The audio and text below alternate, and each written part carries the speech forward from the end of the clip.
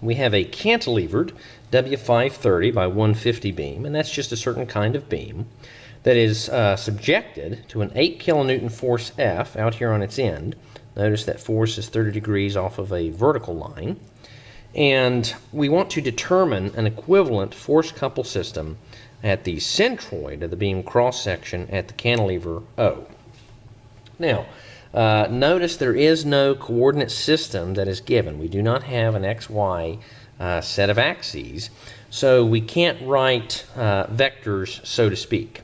Now, we could always put an XY coordinate system on here and then write an answer, but the problem does not feature a set of axes for us to utilize.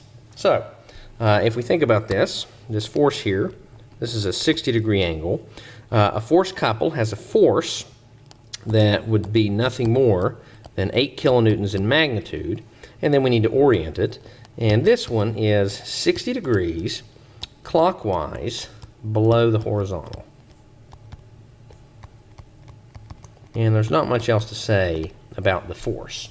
The part of the problem that features calculations is the moment portion.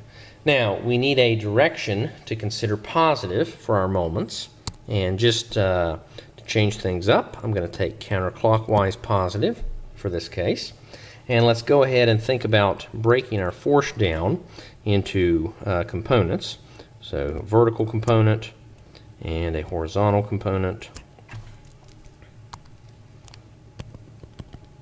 And I'm going to throw XY on here just because most students think this way. So here's FX and FY, and we can go from there.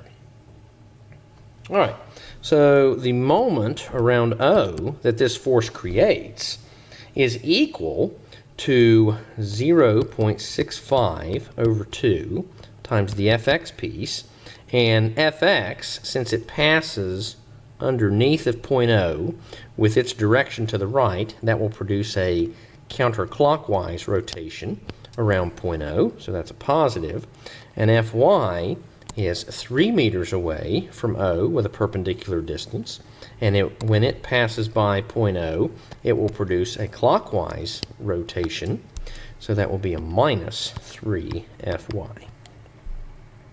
And we can simply substitute. This is equal 0.65 divided by 2. Fx is seen as this lower edge of our little force triangle here, which is F, 8 times the sine of 30 degrees.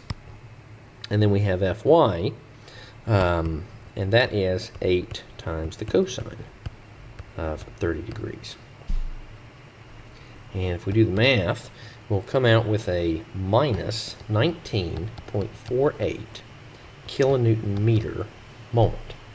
So what we would write is that MO is equal to 19.48 kilonewton meters clockwise. That is the equivalent force couple system. Now, a person looks at this and says, well, wait a minute, all you did was compute the moment that F makes around point O. Well, that is exactly what you do in a force couple system. Let me erase some of this and we can elaborate on it a little bit. Let's just sketch a force arrow over top of our force F. And in a force couple system, what you want to do is you want to basically add a 0 to the system. So you have a force out here at point A, and you want to move it essentially over here to point O. And the way you do that is you say, okay, well, let's add the force here, and then let's add the opposite of the force. So let's just, or add the negative of it. And here it is. And by adding F and minus F, I've not changed the system. I've basically canceled them out. Okay, this would add to a 0 over here. But if I were to look at this force and this force, I essentially have a couple. Let's grab a different color. Let's maybe go with orange. And if we think about the components, this one has an upward force and a rightward. And then this one over here has a downward force. Yes. And then one more. Okay.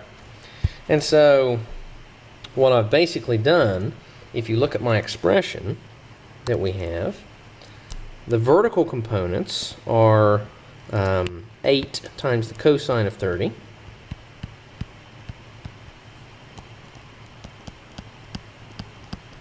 And the horizontal components are 8 sine 30.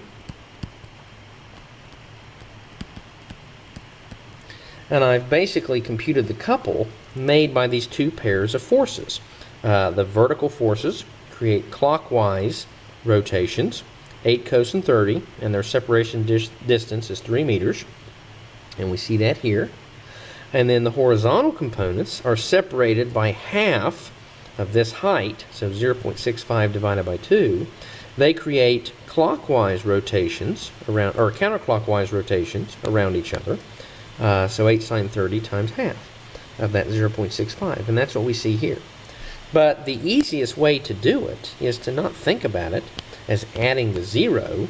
It's to think about, well, I'm just going to move the force over there, and if I move the force from point A to point O, then I'm going to have to add the moment that he makes because he's not out there to make that moment any longer. You can never change a system when you compute a force couple. You're just changing what it looks like. So at the end of the day, what we've done is we've said, well, I don't want him out there on the end. I'm actually going to take him and then move him over here. But then I'm going to add the moment that he creates so that I have a moment around O and I have the force. That's all we do in a force couple system. So they're very quick to calculate, but then once you get into understanding what's really happening, they become very special things. And that is how we make a force couple system.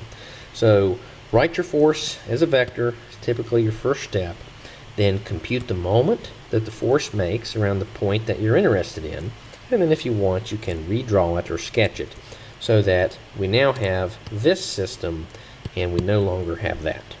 But they are equivalent. All right.